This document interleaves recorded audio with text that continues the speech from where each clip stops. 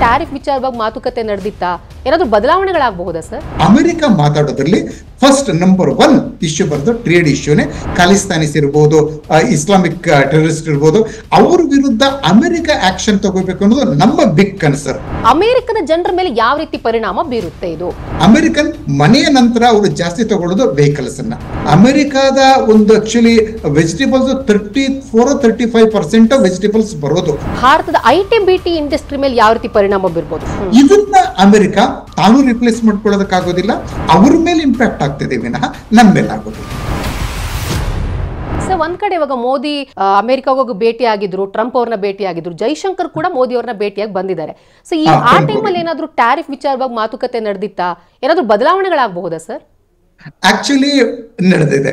In fact 27th January Modi ಮತ್ತೆ Trump phone ನಲ್ಲಿ ಮಾತಾಡಿದ್ರು. ಆವಾಗನೇ ನಡೀತು. ಅದಾದ್ಮೇಲೆನೆ ನಾವು ಅವ್ರದ್ದು ಲಕ್ಸುರಿ ವೆಹಿಕಲ್ಸ್ ಮೇಲೆ 110% ಇದ್ದದನ್ನ 70%ಗೆ ನಮ್ಮ ಬಜೆಟ್ ಅಲ್ಲಿ ಇಳಿಸಿದ್ದು. ಹೀಗಾಗಿ ಏನಾಗಿದೆ, ಮತ್ತೆ ಪ್ರತಿಯೊಂದು ಮಾತುಕತೆಗಳಲ್ಲೂ ಮುಖ್ಯವಾಗಿ ಬರ್ತಾ ಇರೋದು ಇವಾಗ ಅಂದ್ರೆ ಅಮೆರಿಕದ ಕನ್ಸರ್ನ್ ಏನು ಅಂತ ಹೇಳಿದ್ರೆ ಟ್ರೇಡ್. ಹೀಗಾಗಿ ನಮ್ಮ ಪ್ರೈಮ್ ಮಿನಿಸ್ಟರ್ ಆಗ್ಲಿ, ಆಯ್ತಾ, ಅನಂತರ ಫಾರಿನ್ ಮಿನಿಸ್ಟರ್ ಮತ್ತೆ ನಮ್ಮ ಕಾಮರ್ಸ್ ಮಿನಿಸ್ಟರ್ ಪಿಯೂಷ್ ಗೋಯಲ್ ಸಹ ಅಮೆರಿಕದಲ್ಲಿ ಇದ್ರು. ಎಲ್ಲರ ಜೊತೆಲೂ ಅಮೆರಿಕ ಮಾತಾಡೋದ್ರಲ್ಲಿ ಫಸ್ಟ್ ನಂಬರ್ 1 ಇಶ್ಯೂ ಬರೋದು ಟ್ರೇಡ್ ಇಶ್ಯೂನೇ. ನಮಗೆ ಅದು ಎರಡನೇ ಇಶ್ಯೂ ಆಗ್ತದೆ. ನಮಗೆ ಆಕ್ಚುಲಿ ನಮ್ಮ security concern against China, against Pakistan ಅದು ಮುಖ್ಯ ಆಗ್ತದೆ.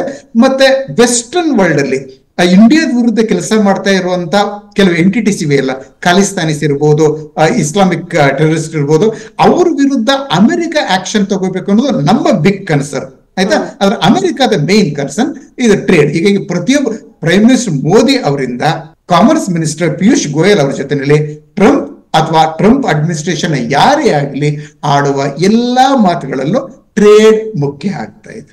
ಸೊ ಒಂದ್ ಕಡೆ ಇವಾಗ ಭಾರತದ ಐಟಿ ಬಿಟಿ ಇಂಡಸ್ಟ್ರಿ ಮೇಲೆ ಯಾವ ರೀತಿ ಪರಿಣಾಮ ಬೀರ್ಬೋದು? ನೇರವಾಗಿ ಸುಂಕ ವಿಧಿಸದೆ ಹೋದ್ರು ಪರೋಕ್ಷವಾಗಿ ಯಾವುದೇ ರೀತಿಯಲ್ಲಾದ್ರೂ ಇಂಪ್ಯಾಕ್ಟ್ ಆಗುವಂತ ಸಾಧ್ಯತೆ ಇದೆಯಾ?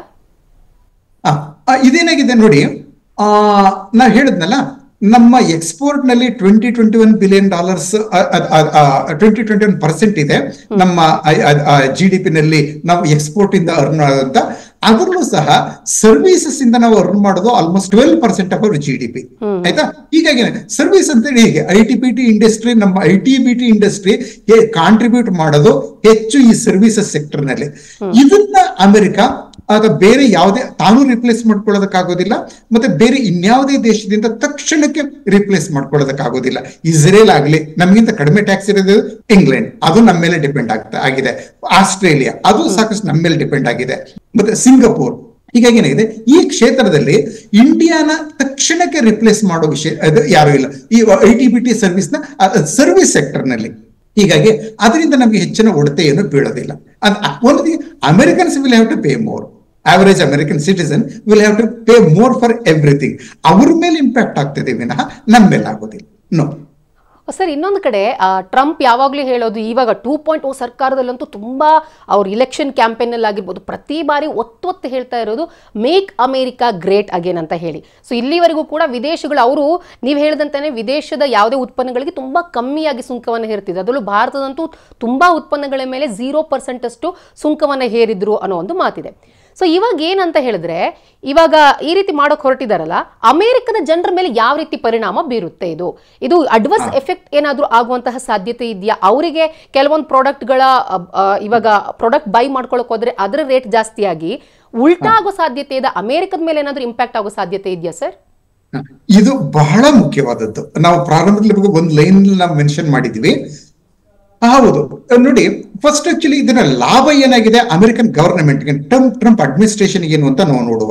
ಇದು ಈ ಮಟ್ಟಕ್ಕೆ ಜಾರಿಯಾಗಿ ಬಂದ್ಬಿಟ್ರೆ ಆಯ್ತಾ, ಅವರು ಈಗ ಏನ್ ಹೇಳಿದ್ರು 2 ಏಪ್ರಿಲ್ ಅದನ್ನೇ 9th ಏಪ್ರಿಲ್ ಇಂಪ್ಲಿಮೆಂಟ್ ಮಾಡಿಬಿಟ್ರೆ, ಆಗ ಕಳೆದ ವರ್ಷದ ವಾಲ್ಯೂಮ್ ಆಫ್ ಟ್ರೇಡ್ ಆ ಒಂದು ಲೆಕ್ಕ ತಗೊಂಡ್ರೆ ಅಮೆರಿಕನ್ ಗವರ್ನಮೆಂಟ್ಗೆ $800 ಬಿಲಿಯನ್ ಸಿಗ್ತದೆ. ಈ ಎಕ್ಸ್ಟ್ರಾ ಟ್ಯಾರಿಫ್ $800 ಬಿಲಿಯನ್. ಅದು ಅದೆಷ್ಟೋ ದೇಶಗಳ GDP-ಗಿಂತಲೂ ಜಾಸ್ತಿ ಇರ್ತದೆ. ಪಾಕಿಸ್ತಾನ ಒಂದು 3 ಪಾಕಿಸ್ತಾನದ GDP-ನ ಸೇರಿಸಿದ್ರಷ್ಟಾಗ್ತದೆ. ಆಯ್ತಾ, ಹೀಗಾಗಿ $800 ಬಿಲಿಯನ್ ಸಿಗುತ್ತೆ ಗವರ್ನಮೆಂಟ್ಗೆ. ಆದ್ರೆ ಅದೆಲ್ಲ ಸಿಗೋದು ಅಮೆರಿಕನ್ ಸಿಟಿಸನ್ ಇಂದಾನೆ. ಆಯ್ತಾ. ಯಾಕಂದ್ರೆ ಯಾವುದೇ ಒಂದು ಇಂಪೋರ್ಟ್ ಮಾಡ್ಕೊಳ್ಳೋ ಗುಡ್ಸ್ ಮೇಲೆ ಅಮೆರಿಕನ್ ಇಂಪೋರ್ಟರ್ಸ್ ಅವರು ಟ್ಯಾಕ್ಸ್ ಹಾಕ್ತಾರೆ. ಆ ಟ್ಯಾಕ್ಸ್ ಅನ್ನು ಗವರ್ಮೆಂಟ್ ಕೊಡಬೇಕಾಗ್ತದೆ. ಎಕ್ಸ್ಟ್ರಾ ನಮ್ಮ ಇಂಡಿಯಾ ವಿಷಯ ತಗೊಂಡ್ರೆ ಇಂಡಿಯಾದಿಂದ ಇಂಪೋರ್ಟ್ ಮಾಡ್ಕೊಳ್ಳೋ ವಸ್ತುಗಳಿಗೆ 26% ಟ್ಯಾಕ್ಸ್ ಟ್ಯಾರಿಫ್ ಹಾಕಿ ಅದನ್ನ ಗವರ್ಮೆಂಟ್ ಕೊಡ್ತಾರೆ. ಅದನ್ನ ಅವರು they pass it on to the American consumer. ಅಲ್ಲಿ ಏನ್ ತೊಂದರೆ ಆಗ್ತದೆ ಅಂತ ಹೇಳಿದ್ರೆ, ಈಗ ನೋಡಿ, ಅಮೆರಿಕ ಹೆಚ್ಚು ತುಂಬಾ ದೊಡ್ಡದಾಗಿ ಇಂಪೋರ್ಟ್ ಮಾಡ್ಕೊಳ್ಳೋಕೆ ಒಂದೆರಡು ವಸ್ತುಗಳನ್ನ ನಾನು ಹೇಳ್ತೀನಿ ನಿಮ್ಗೆ. ಒಂದು ಲಂಬರ್. ನೋಡಿ, ಅಮೆರಿಕಾದ ಮನೆಗಳು ನಮ್ಮ ಮನೆಗಳ ರೀತಿ ಅಲ್ಲ. ನಮ್ಮ ಮನೆಗಳು ಆಕ್ಚುಲಿ ಕಾಂಕ್ರೀಟ್ ನಲ್ಲಿ, ಅದರಲ್ಲಿ ಕಲ್ಲಿನಲ್ಲಿ ಹಾಗೆ ನಾವು ಕಟ್ಟೋದು. ಅಮೆರಿಕಾದ 93% ಮನೆಗಳಲ್ಲಿ ದೊಡ್ಡದಾಗಿ ಬಳಕೆ ಆಗೋದು ಮರಮುಟ್ಟುಗಳು, ಲಂಬರ್. ಆಯ್ತಾ.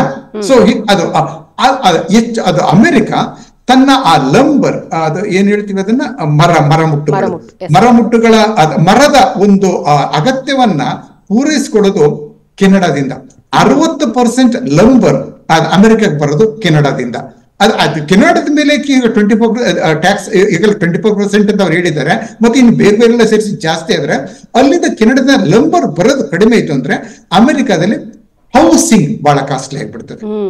ಆಯ್ತಾ. ಅಂದ್ರೆ ಹೊಸ ಮನೆಗಳನ್ನ ಕಟ್ಟೋದಕ್ಕೆ ಖರ್ಚು ಜಾಸ್ತಿ ಆಗ್ತದೆ. ಮತ್ತೆ ಹೆಚ್ಚು ಅಮೆರಿಕನ್ಸ್ ಮನೆಗಳನ್ನ ಕೊಂಡ್ಕೊಳ್ಳೋದು ಹೇಗೆ, ಲೋನ್ ತಗೊಂಡು. ಆಯ್ತಾ. ಹೀಗಾಗಿ ಏನಾಗಿದೆ, ಅದು ಜಾಸ್ತಿ ಆದಷ್ಟು, ಕಾಸ್ಟ್ ಜಾಸ್ತಿ ಆದಷ್ಟು ಏನಾಗುತ್ತೆ, ಲೋನ್ ಜಾಸ್ತಿ ತಗೋಬೇಕಾಗ್ತದೆ. ಹಾಗೆ ರಿಪೇಮೆಂಟ್ ಪೀರಿಯಡ್ ಜಾಸ್ತಿ ಆಗ್ತದೆ. ಅದ್ರ ಪ್ರಕಾರ ಇಂಟ್ರೆಸ್ಟ್ ಜಾಸ್ತಿ ಆಗ್ತದೆ. ಹೌಸಿಂಗ್ ಸೆಕ್ಟರ್ಗೆ ಬಹಳ ದೊಡ್ಡ ಹೊಡೆತ ಬೀಳ್ತದೆ. Next automobiles. ಅಮೆರಿಕ ಆಕ್ಚುಲಿ ವರ್ಷಕ್ಕೆ ಒಂದು $450 ಬಿಲಿಯನ್ ಈ ವೆಹಿಕಲ್ಗಳನ್ನೇ, ಸಣ್ಣದು ದೊಡ್ಡದು ಎಲ್ಲ ಸೇರಿ ಇಂಪೋರ್ಟ್ ಮಾಡ್ಕೋತದೆ. ಆದ್ರೆ ಈಗ ಆಟೋಮೊಬೈಲ್ಸ್ ಮೇಲೆ ಬ್ಲಾಂಕೆಟ್ 25% ಹಾಕ್ಬಿಟ್ಟಿರೋದ್ರಿಂದ ಆಗ ಅಷ್ಟು ಅಮೆರಿಕಾಗೆ ಎಕ್ಸ್ಪೋರ್ಟ್ ಮಾಡೋದು ಜಸ್ಟ್ ಕೆನಡಾ ಮತ್ತೆ Mexico, then China and Japan. ಆಯ್ತಾ. ಇವು ಜಾಸ್ತಿ ಮಾಡೋದು. ಆಯ್ತಾ. ಅದೇನಾಗಿದೆ, ಅದು 25% ಜಾಸ್ತಿ ಟ್ಯಾಕ್ಸ್ ಎಕ್ಸ್ಟ್ರಾ ಆಯ್ತು ಅಂತ ಹೇಳಿದ್ರೆ ಎವ್ರಿ ಅಮೆರಿಕನ್ ಬೈಯರ್ ಅದೇ 10% ಜಾಸ್ತಿ ಕೊಡ್ಬೇಕಾಗ್ತದೆ. ಆಯ್ತಾ. ಹೀಗಾಗಿ ಏನಾಗಿದೆ, ಅದರ ಹೊಡೆತ ಅಮೆರಿಕನ್ ಮನೆಯ ನಂತರ ಅವರು ಜಾಸ್ತಿ ತಗೊಳ್ಳೋದು ವೆಹಿಕಲ್ಸ್ ಅನ್ನ. ಹೀಗಾಗಿ ಅದು ಅಮೆರಿಕನ್ ಕನ್ಸ್ಯೂಮರ್ ತುಂಬಾ.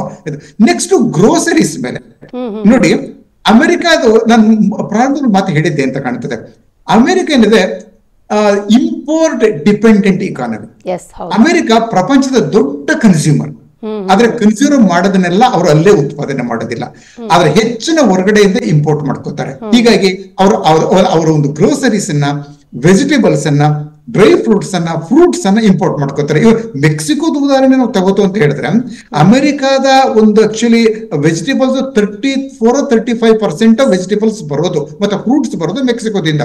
ಡ್ರೈ ಫ್ರೂಟ್ಸ್ ತಗೊಂಡ್ರೆ 65% ಆಗ್ತದೆ. ಮತ್ತೆ ಕೆನಡಾದಿಂದ ಮ್ಯಾಪಲ್ ಸಿರಪ್ ಅದು ದೊಡ್ಡ ಪ್ರಮಾಣದಲ್ಲಿ ಅಮೆರಿಕನ್ಸ್ಗೆ ಬೇಕು. ಅವಕಾಡೋ ದೊಡ್ಡ ಪ್ರಮಾಣ ಇಂಪೋರ್ಟ್ ಮಾಡ್ಕೊತದೆ ಮೆಕ್ಸಿಕೋದಿಂದ. ಹೀಗಾಗಿ ಏನಾಗಿದೆ, ಅವುಗಳ ಎಲ್ಲವೂ ಬೆಲೆ ಜಾಸ್ತಿ ಆದಾಗ ಅಷ್ಟೇ ಅಮೆರಿಕನ್ಸ್ ತಮ್ಮ ಒಂದು ಬ್ರೇಕ್ಫಾಸ್ಟ್ಗೆ, ಓಕೆ ದಿನದ ಮೊದಲಿಂದ ಅದೇ ತಾನೆ, ಅಲ್ಲಿಂದ ಶುರು ಮಾಡೋಣ, ಎಲ್ಲದಕ್ಕೂ ಸಹ ಈಗ ಪೇ ಮಾಡ್ತಾ ಇರೋದಕ್ಕಿಂತಲೂ ಜಾಸ್ತಿ ಪೇ ಮಾಡಬೇಕಾಗ್ತದೆ. ಹೀಗಾಗಿ ಏನಾಗಿದೆ, ಇದರಿಂದ ಅದು ಇನ್ಫ್ಲೇಷನ್ ಜಾಸ್ತಿ ಆಗ್ಬೋದು ಅಂತ ಹೇಳ್ತಾರೆ. ಅಮೆರಿಕನ್ಸ್ಗೆ ಇನ್ಫ್ಲೇಷನ್ ಗೊತ್ತಿಲ್ಲ.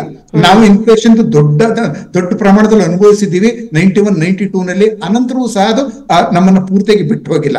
ಅಮೆರಿಕದ ಇನ್ಫ್ಲೇಷನ್ ಯಾವಾಗ್ಲೂ 2% ಜಾಸ್ತಿ ಆಗಲ್ಲ ಅಂತ ಹೇಳ್ತಾರೆ.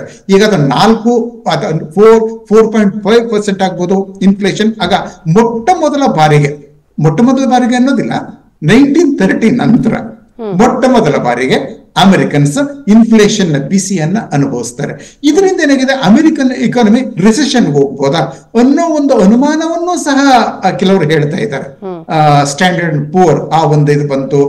ಹೀಗಾಗಿ ಅವ್ರದ್ದು ಇದು, ಹೀಗಾಗಿ ಅಮೆರಿಕ ಈ ಒಂದು ಹೊಡೆತವನ್ನ ಪ್ರಪಂಚಕ್ಕೆ ಹೊಡೆತ ಕೊಡ್ತಾ ಇರುವಂತ ಅಮೆರಿಕ ತಾನು ಆ ಹೊಡೆತವನ್ನು ಅನುಭವಿಸ್ಬೇಕು. ಅದನ್ನ ತಾಳ್ಕೊಳ್ಳುವಂತ ಒಂದು ಸಾಮರ್ಥ್ಯ ಇದ್ರೆ ಅಮೆರಿಕನ್ಸ್ಗೆ, ಆಗ ಅವರು ಹೊರಗೆ ಬರ್ತಾರೆ. ಅಲ್ಲಿ ತನಕ ರಿಸೆಷನ್ ಅನುಭವಿಸ್ಲೇಬೇಕು. ಆದ್ರೆ ಒಂದು ಮಾತು ನಾನು ಹೇಳ್ತೀನಿ, ಟ್ರಂಪ್ ಇದನ್ನೆಲ್ಲ ಮಾಡ್ತಾ ಇರೋದು ಯಾಕೆ? ಕೇವಲ ಸುಮ್ಮನೆ ಆಕ್ಚುಲಿ ಒಬ್ಬ ತಾನು ಬಿಗ್ ಬುಲಿ ಟ್ರೇಡ್ ವಿಷಯದಲ್ಲಿ ತೋರಿಸ್ಕೊಳ್ಳೋದಕ್ಕೆ ಇಲ್ಲ.